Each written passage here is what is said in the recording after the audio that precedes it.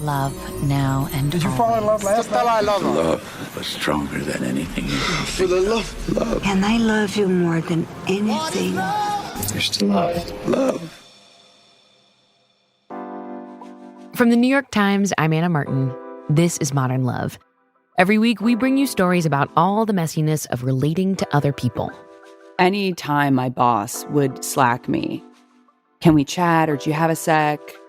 Immediate sinking feeling in my stomach. Oh God, it's time. I'm getting fired. I've done something horribly wrong and I'm about to have it. My guest today is therapist and author Meg Josephson. Meg has a new book coming out called Are You Mad at Me? It's a look at this nagging, sneaking suspicion that you've done something wrong, that you're letting everyone down. Just an immediate assumption that there's an inherent flaw within ourselves. Am I in trouble? Is something wrong with me? Am I bad? Am I secretly bad? And it's just a matter of time before everyone finds out. Meg grew up with that question, are you mad at me, always at the front of her mind.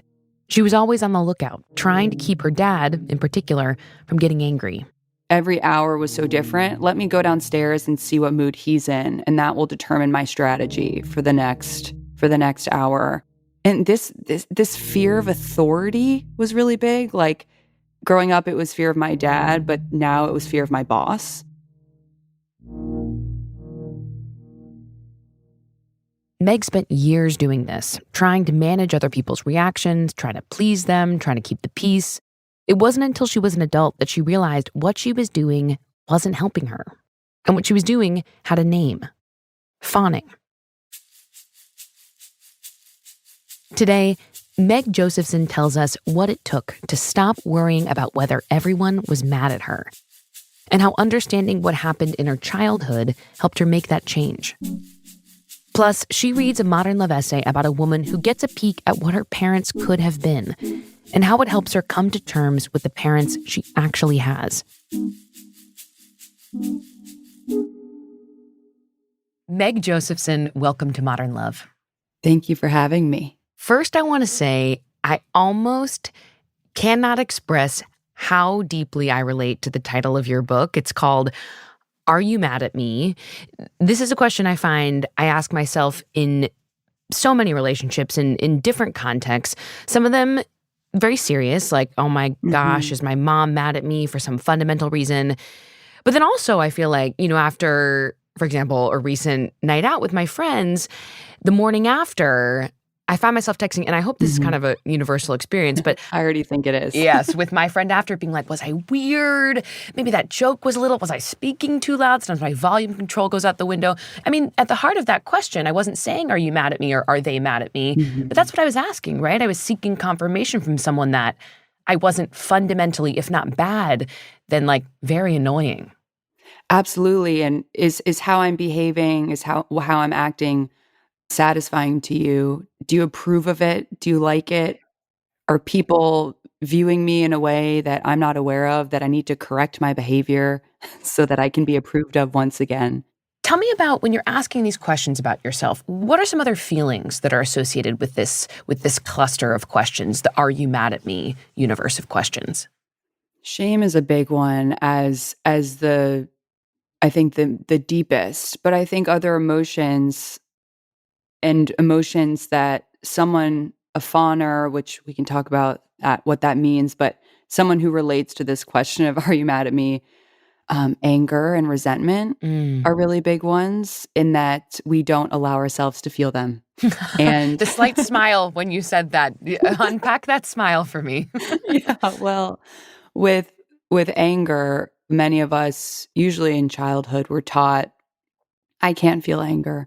My parents, my caregivers can feel anger, and maybe they felt that anger in really extreme ways, whether it was through yelling and rage or silent treatment, but it was not dealt with in a regulated, safe, and healthy way. So we learn anger is scary. Anger means love is taken away from me. And when we felt anger growing up, a lot of us were told you're being dramatic or get over it. We were taught to shove it down. But we also learn I keep the peace the most when I'm easy and positive and happy to select and curate our emotions. However, those emotions don't go anywhere. They're still there. They just get shoved down into our bodies. And when we shove that anger down, when we shove those needs down again and again, it festers into resentment. And whenever someone's feeling resentful, it's always a sign of, okay, let's tune in a little bit and what's happening here, what needs have to be addressed. Tell me more about this sort of, you mentioned fawning. Yeah. Fawn. I feel the need to spell it out loud, but fawning, the fawn response. And you mentioned a Mhm. bit like making ourselves more palatable to people, squishing our emotions down to be pleasing. Tell me more about what the fawn response is and how it relates to this question of, are you mad at me? Yeah. So our body has four responses to a threat, whether or not that threat is real or perceived. So it doesn't have to be in front of us. It could just be, oh, my boss is being kind of standoffish to me. That feels threatening, even though there's not a lion in front of you. Right. We have fight or flight, which a lot of us may be familiar with, freeze, and the fourth one is the fawn response. And the fawn response is about appeasing the threat, Hmm. trying to be liked by it, satisfying it, trying to impress it or prove yourself to it. Really, the fawn response says, my safety comes from pleasing you, and I can't feel regulated until you're regulated. Hmm. This is not a bad thing. It's a protective thing. And it's an unconscious survival mechanism. And sometimes we need it. Hmm. We need a paycheck. Sometimes we need to fawn with our boss. Sometimes in society, while surviving in oppressive systems, we have to fawn in order to survive. But when we're doing it as our default way of being, when we're in a fawn response, when we don't need it, when we're actually safe, that's where it leads to burnout, exhaustion, overthinking, are they mad at me? Overthinking social interactions and avoiding conflict, an inability to have hard conversations because we don't want people thinking we disagree with them. And a really big consequence, or maybe result is a better word, of a chronic fawn response is feeling like we don't know who we are. I want to break in because you have this example from your book about the sort of, what's the word? Maybe like how thoroughly we can internalize this fawning response and this sort of need to placate other people, that we can lose ourselves, as you say, right? There's Yeah. this example where I think you're in a Bed Bath & Beyond. Did I make that up? Yes. Okay, yes. You are in a Bed Bath & Beyond. Tell me Mhm. that story about the towels. Yeah. Well, maybe some background might be helpful. Or I grew up in a home that was quite volatile, and there was a lot of rage from my dad. And because of that, I think as my mom's way of coping, a lot of emotional absence for her. I think her way of coping was kind of through dissociation and freezing. And Hmm. that's how she could make sense of it. And my dad also struggled with addiction as well. So there was just a lot going on. So "Are you mad at me?" was always in my mind. You know, that was really helpful for me growing up. And then when I left, when I moved out, I moved to New York City and I was looking for towels for my 4x4 apartment. And We call it a shoebox in these yeah, we parts. Yeah, call it a totally. shoebox. I'm in the aisle, I'm looking for towels, and there's all these colors in front of me. And I remember, and this is maybe the first instance where I'm not the first, but I'm in an instance where I'm like, okay, I'm choosing this for myself. Hmm. And my first thought was, I don't know what my favorite color is. Hmm. How did that thought come to you? It's like you were picking one up and you were like, do I like this? Like, I was thinking the second thought that followed that was, let me go on Instagram and see what other people are doing, or hmm. let me see what's trendy right now. And just this immediate shame of who who am I? And am I just copying people's personalities? Am I just a medley of other people's personalities and preferences? Hmm. And what do I want? What do I like? What do I need? That really is such a snapshot of that deeper gap Yeah. within myself. Yeah. Yeah. Did you open up Instagram and look? Like, how did you, what color towels did you leave with? I wanna say blue because probably it's America's favorite color, they say. It was Do probably the they? most agreeable color. It was the color that was fawning, it was complimenting It your was a sweater, safe just kidding. color, yeah. Whereas now I really I've d I love green, I love brown. Those are my favorite. Wait, I was gonna say, if Meg of now were in those aisles of Bed Bath& Beyond, what color towels Mm. are you going for? Ooh, definitely like an olive green or maybe a lighter green. I love Mm, all greens. mm, So I soothing. I've gotten so clear on my sense of style and, what I like, and I actually feel I have a very now specific preference, and that's a really cool sort of comparison. I think it's a really striking question, a really striking scene. What is my favorite color? You're, like, genuinely asking yourself. And Mm, behind that question, of course, is not just a question of color, it's like, who am I, right? yeah. Have I lost myself? After you had that realization, what did you do with it? What were the next steps you took? Or was it years until you sort of began the work to figure out who you were? That was definitely the beginning of what would be lots of deep processing to come, but I always say healing starts with awareness and, we really can't heal anything until we're aware of it. So that graduating college, being on my own was really the beginning of Hmm. having my survival patterns that did really keep me safe. I'm now out of that context, and so now I'm just looking at them and they're not fitting anymore, Huh. but I'm seeing them so much more clearly because I'm seeing these anxious patterns and it manifesting in my body and but not really having a quote reason to Yes. be feeling that way anymore. Yeah. I was still in relationship to my parents, but I wasn't living in that environment. You keep mentioning or connecting these patterns in your adult life to your experience growing up. And I wonder, Mhm. like, as you began this sort of ongoing work of figuring out what you were doing and why, where were you tracing these behaviors back to? Like, tell me more about you as a kid and how you grew up.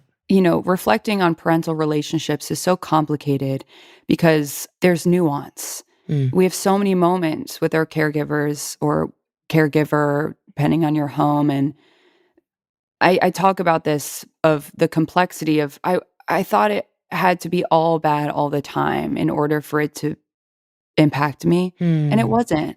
I felt like my dad kind of had two I view as a child, I even had this visual. There were two of him. You write about that in your book. Yeah, I was going to ask you about it. Yeah, I was like he was growing up, and I think we hold this fantasy of our parents, and so while I was seeing him through this fantasy lens, he was my best friend, and we were so similar, and we were both really, like, creative and impulsive and, like, would just always, spitball ideas to each other.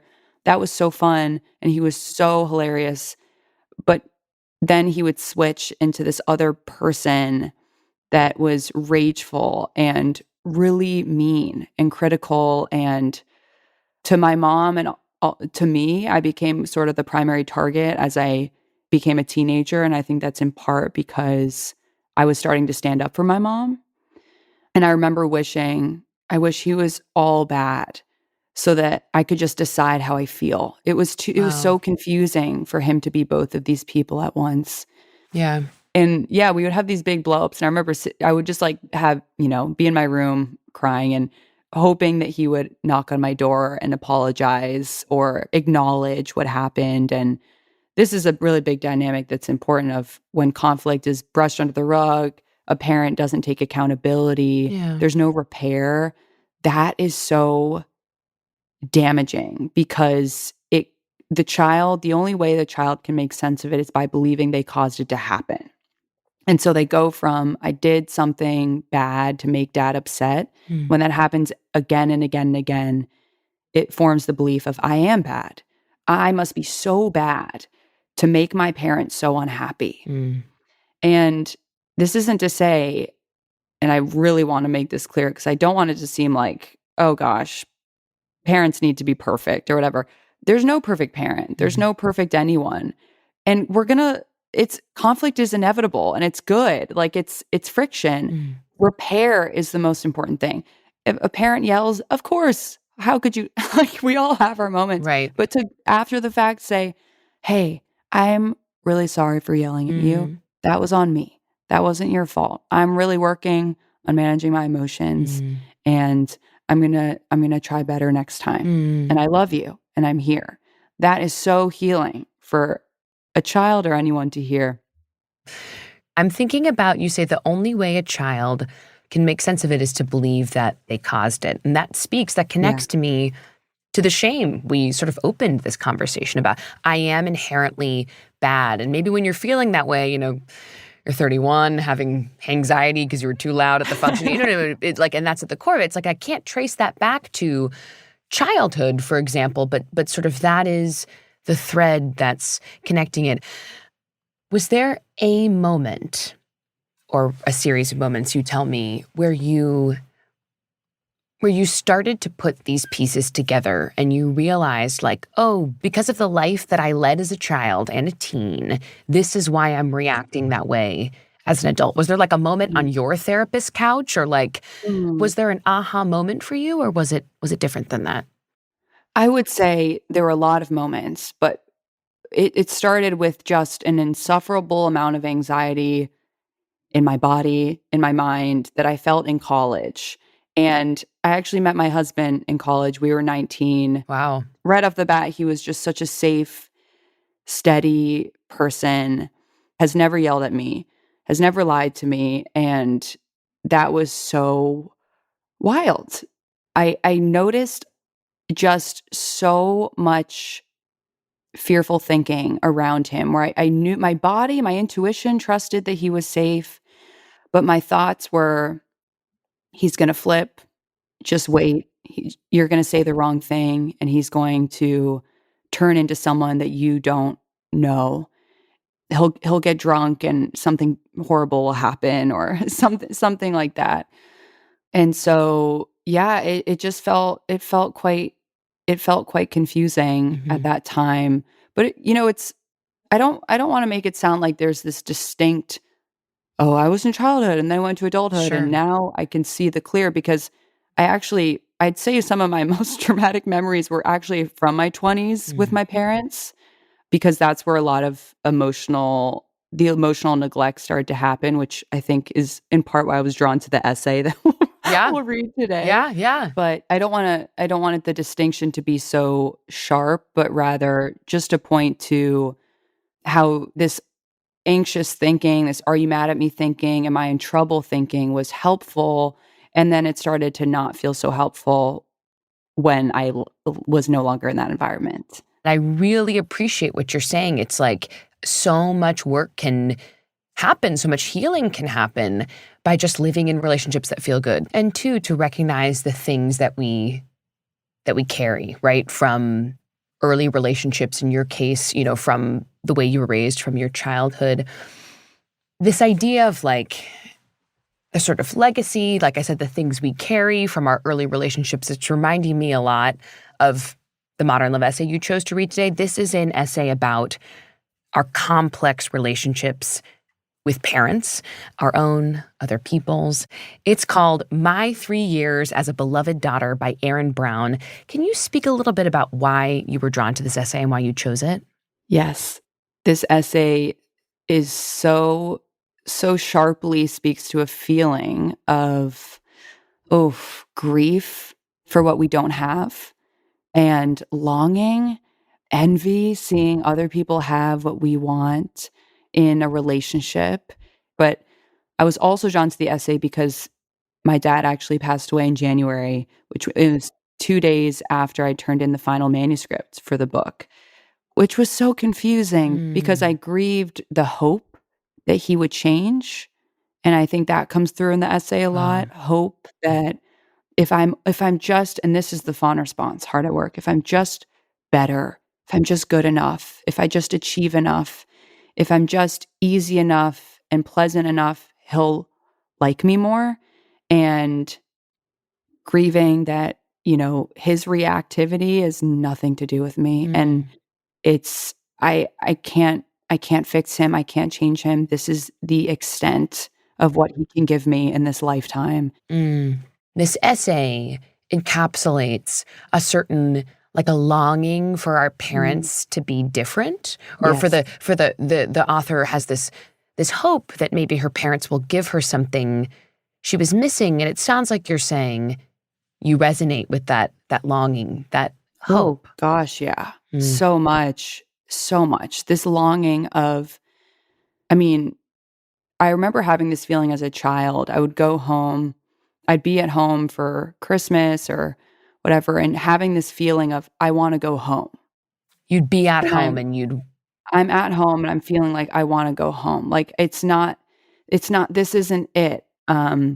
So yeah, that longing is so strong, and I don't think we have in our society a lot of words for it. I think we talk a lot about grief when someone has passed, but I don't think we talk about this type of grief, of grieving what we don't have, grieving what will never be Mm. as much.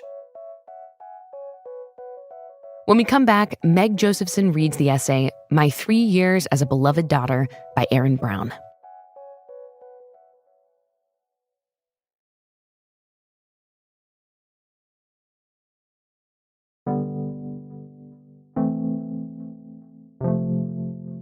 My 3 Years as a Beloved Daughter by Erin Brown.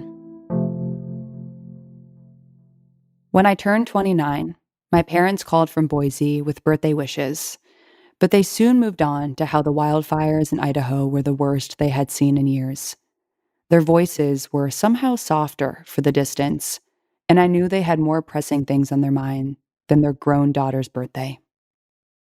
With the lonesome click of the telephone behind me, I thought about my other family and the parents who wouldn't be calling. The parents who believed that no daughter is ever too old for a birthday party, for the cake and the tiara. For 3 years, while I was living in New York, my best friend's parents loved me.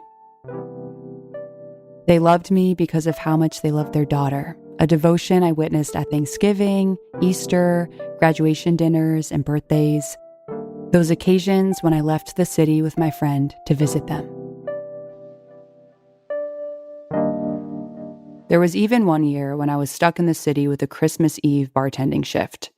The next day, feeling urban and weathered and brave, I boarded the Metro North commuter train at Grand Central Terminal and headed to Westport, Connecticut, to the home that felt as if it were almost mine.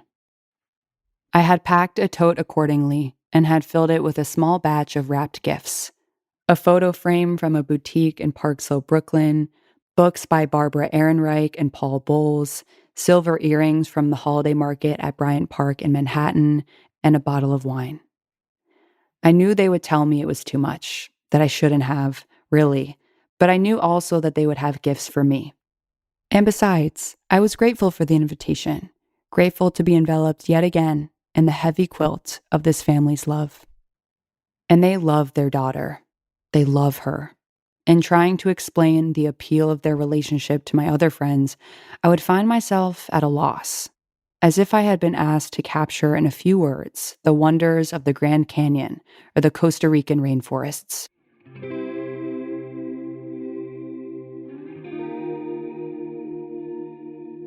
You don't understand, I would say, widening my eyes and shaking my head.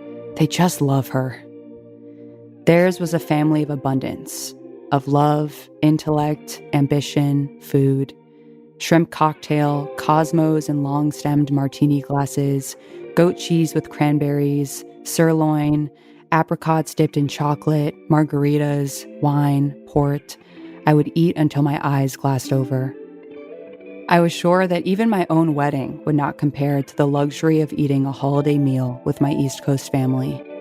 Pleasure was always a main course at their table, and I hungrily devoured their effortless enjoyment of one another.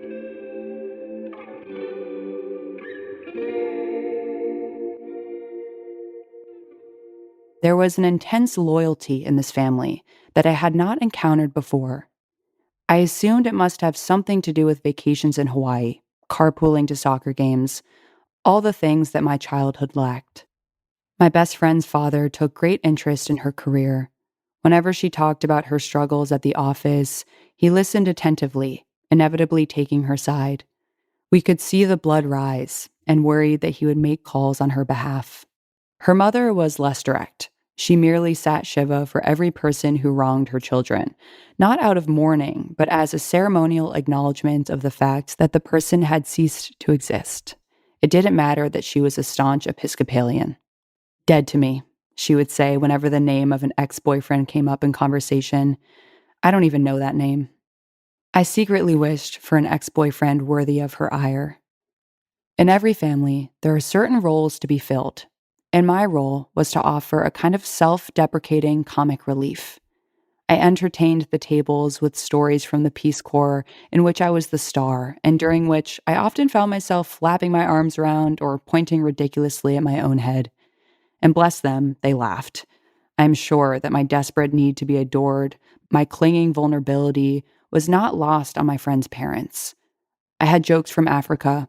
I had jokes from the bar, and they laughed and loved me for it. They loved the fact that I was a bartender, possibly because it meant that their own daughter was not. Make no mistake, my own parents loved me. It's just that their love was manifested in ways that I began to see as indicative of an East-West divide.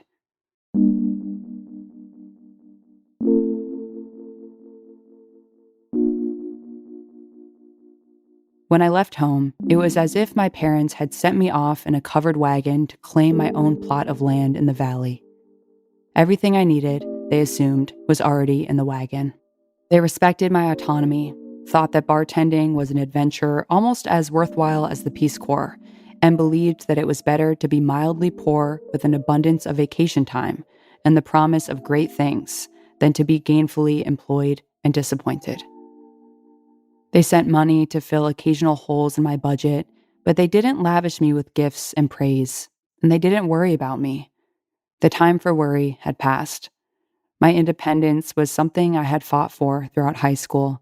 Having finally won it by the twin defaults of age and distance, I was uneasy with my parents' quiet faith in my abilities. My East Coast family's love was tangible. It was fine wine and heavy cream, knitted scarves and photo albums. I envied the concern and adulation that they bestowed upon their daughter. I wanted some for myself. When I got into graduate school, I called my family in the West, but my East Coast family called me. They were so proud, and said it. We're so proud. I thought I might remain a member of my East Coast family forever. But families often split up, even the most attractive ones, and mine was no different. My best friend and I had often joked about the conflicting patterns of our personalities, as though the differences between us excused the friendship from the trivial spats that other friends routinely endured. Perhaps we knew all along that there could never be a small fight between us, only a big one.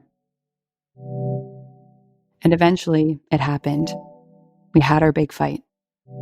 We argued ourselves up to the stubborn wall of apology, and neither of us could scale it. I think it surprised both of us how tenuous our friendship really was. Bitter words, all the hurt that a too close relationship can nurture, phones turned off, and just like that, 3 months passed.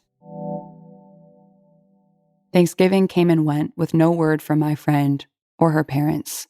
Stranded on the East Coast, I was host to my own dinner and invited all the wayward souls I knew. I pretended not to wait for my phone to ring, though I carried it in the pocket of my apron as I mistakenly prepared enough mashed potatoes for all the urchins in a Dickens novel. But Christmas, surely I would hear from them at Christmas. I knew my friend would not call, would probably never call. What I wanted was to hear from her parents. I wanted them to forgive me for my part in losing the friendship, to tell me I was still theirs, even if they couldn't claim me. I wanted to be able to bask in their love, the same unconditional love they reserved for their children. Was this too much to desire? I knew my own parents would not judge any friend who broke with me, but I also knew that they took less notice of my relationships, were less emotionally invested in the details of my life. My friend's parents knew the names of all of her friends since Montessori. They knew the names of the girls who had slighted her in the 6th grade, and they casually shunned those girls' parents at dinner parties and farmers markets. My parents were more egalitarian when it came to the dramas of my life. If there was a rift, they would be certain that I had done my part to widen it, and they would tilt their heads and raise their eyebrows whenever I described an argument. Why do you think she might feel this way? They would ask. This was not the kind of support I was looking for. In a way, though, it was what I wanted my friend's parents to offer her. I had mistrusted my own family's mild temperament, thinking that it indicated a lack of concern or feeling.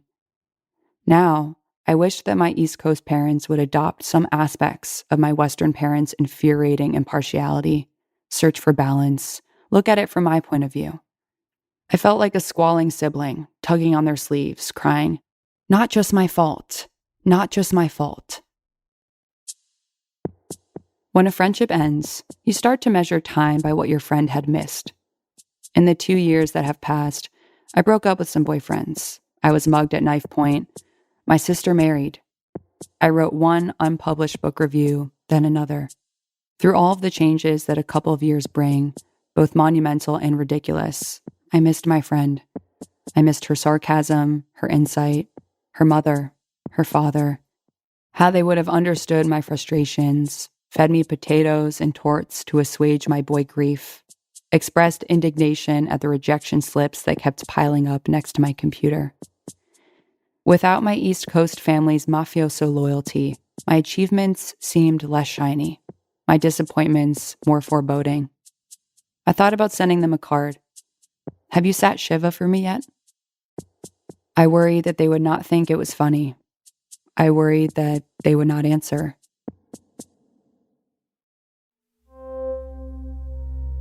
I imagined dinner parties, trays of canapes being passed. I imagined someone bringing my name up at the table. I could see my friend's mother stop chewing, narrow her eyes, a wagging finger. Not in this house. It was too much. I never wrote. In the end, I realized that I adored my friend's parents for the exact reason that I would not hear from them. Because they loved their daughter so fiercely, so actively, so unswervingly. Theirs was a glaring and glorious spotlight of love with a sharp, defined edge. And I had stepped out.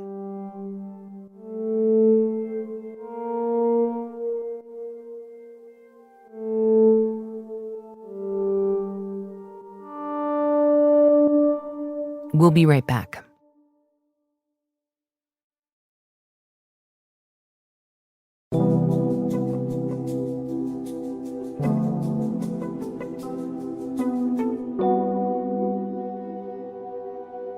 So good. Tell me what you're thinking in the immediate after reading that essay. So, I like the parts of me, just those moments were so resonant. What really resonates the most is just this emotional neglect of not being known by your own parents. And I actually felt this the most in my 20s when I had left, where I realized I was always the one to call. It felt like if I wanted nurturing, I had to do it myself. I would make myself soup and tea when I was sick as a child. But as I got older, when we weren't under the same roof anymore, I realized I don't know if my dad knows me or cares to know me. And the wedding line brought up this of I wasn't sure he would show up to my wedding, and not because he loved my husband. I just didn't know if he thought it was worth the effort of flying. My gosh, Meg, that is really sad. I'm so sorry to hear that. But he did show up, and we did a father-daughter dance, and it was sweet, but it's just always in the back of my mind. And I share in the book, my mom started showing symptoms of Alzheimer's when I was 19, and she was 59. She's still alive. She's 70, and I'm 30. But so much of it's been so weird because in many ways it feels like she's passed. It felt like almost she passed the day she went into a memory care facility. I remember I just wanted to talk about my mom. I missed my mom, and I called him just hoping to connect. And I said, I really miss, we're talking and chatting, and I said, I really miss mom. And I started to cry. He said, should I let you go? Wow. And I said, because I'm crying? He was like, yeah. he just didn't have Couldn't, and you wanted to space. talk about how difficult it was, to be clear, to lose her to Alzheimer's. She was still alive, but to Yeah. feel her I wanted to memory connect declining. with him about we're both grieving the same person, Yeah. and there aren't many people who can relate to grieving this person, and I think he hung up. When you called your dad and started crying about your mom, what did you want from him? What were you looking for in that moment? I think just to be heard or just to say, "Yeah, it's hard. Yeah. It is so hard. I miss her too." Yeah. For him to be there with you. Yeah, just to be there, but I really think the essay in general, and this is an example, a sliver of that, just to not feel known. And I remember actually, oh, this really stood out to me in the essay too. I never had parents that were shaping me. I was so on my own and in some growing up, I was like, this is amazing. I have Mm. so much freedom and Mm. they trust me so much. Yeah. And and then went to college. I remember people calling their parents and being like, "Hey, mom, can I have your advice about this?" Or what, like, I'm thinking about getting a job in this. Like, what do you, they would get guidance from their parents. And I remember just calling and never had that. Like, I just always had to figure things out on my own. Mm. And I didn't have that we've got you sort of energy from a parent.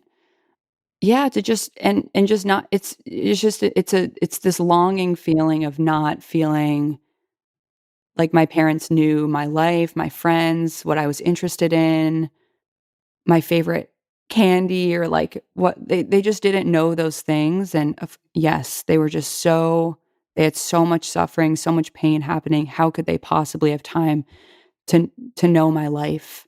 But to a child and to a teenager, it feels bad. So. Yeah. When I'm hearing you talk about your own parents, it's really striking to me in a beautiful way. Like, you are doing this holding both yourself, right? You're explaining these really painful moments and these sort of painful, heavy things that you carry, but at the same time, you have so much compassion for the pain they were going through. Mm. And I wonder how you arrived there, because it is not easy. We talked about anger before, and Yeah. I'm not sensing that from you. I mean, in this Mm. conversation. So, how did you arrive at this place of compassion for parents that in other ways you felt let you down in quite significant ways? Yeah, and I feel a little allergic to language of, "It's your parents' first time living too," or something like that. I don't love that too much because while it may be true, I think it can feel invalidating of Mm. if I'm working with a client who's, "Oh, but it's their first time living too. Maybe I shouldn't be feeling upset or angry." But it's your first time living too, and you can be hurt. It's Mm. okay. And so the way I kind of view it is understanding why they did it, understanding the pain they must have been in to cause that damage. It it doesn't excuse it, but it explains it. Mm. And my goal was always just arriving at neutrality, to take it a little less personally because it felt so personal growing up. It felt so personal that How could it not? Of course not. Yeah. so just unraveling that it is about their own pain has been helpful. And again, that's not to excuse it, but just to understand it. Huh. I think we often maybe feel we are bad if we're not feeling compassionate, or we need to rush to compassion or forgiveness, or we need to almost perform compassion Yeah. to show people that, oh, yeah, we are good people and my parents did try their best. And I think compassion arises naturally when we allow all of the parts of our inner experience to be, where I couldn't be at this place of neutrality. And again, this neutrality does have waves of anger and grief and longing It's as important to well. note. Yeah. But I couldn't be here if I didn't feel 10 years of anger. Like, I was angry. I was so angry and upset and raw, and it's not my default way of being anymore because I felt it. I let myself feel it. And I'm so glad I did. And I will continue to allow myself to feel it when it arises. But it just doesn't feel as present anymore. In the process of sort of working towards this neutrality, this compassion towards really your younger self and acknowledging, the pain that your parents had when they were raising you, I wonder if you ever had a kind of conversation with them, either together or separately, about this work you were doing, about these things that you're carrying from your childhood. Like, did you ever directly address these feelings that you were having with them? With my mom, I never really got the chance. And I have this memory actually of my dad was yelling at me and my mom was sitting there watching, which was often the case because, she was just dissociating and freezing and that's how she could cope. And I remember her coming up to my room and checking on me after the fact. How old were you during this? I think I went home I was in college and I went home. Or maybe it was high school, but somewhere in that area. I was at least, teen. And this is the first time I ever expressed this to her. I said, "You are just sitting there and you're not saying anything. Wow. How are you just sitting there and not saying anything?" And I really feel that was the first moment I got through to her. Wow. It felt like the first moment where she heard me of, oh, because her mom did the same. Wow. My mom experienced quite a lot of abuse in her childhood, and her mom knew and didn't do anything. And I felt, of course, my mom was just thinking, how can I improve upon my parents? And maybe because I wasn't physically abused or anything like that, she was like, I did it. I broke the cycle. And she did. She broke that cycle. And I really believe, our parents' weaknesses become our own strengths because we're all just choosing something to improve upon from our parents, and we're doing that. And if I have children one day, I'm sure they'll go to therapy for something I did. And that's okay.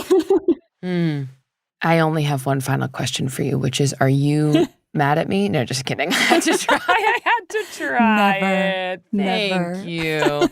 Meg Josephson, thank you so much for this conversation. I so appreciate it. Thank you for having me. The Modern Love team is Amy Pearl, Christina Josa, Davis Land, Elisa Gutierrez, Emily Lang, Jen Poyant, Lynn Levy, Reva Goldberg, and Sarah Curtis. This episode was produced by Elisa Gutierrez with help from Reva Goldberg and Davis Land. It was edited by Davis Land and Jen Poyant. This episode was mixed by Sonia Herrero with studio support from Maddie Masiello and Nick Pittman. Our video team is Brooke Minters, Sophie Erickson, Alfredo Chiarappa, and Sawyer Roque. The Modern Love theme music is by Dan Powell. Original music in this episode by Dan Powell, Pat McCusker, Diane Wong, and Carol Savaro. Special thanks to Mahima Chablani, Jeffrey Miranda, and Kathleen O'Brien. The Modern Love column is edited by Daniel Jones. Mia Lee is the editor of Modern Love Projects.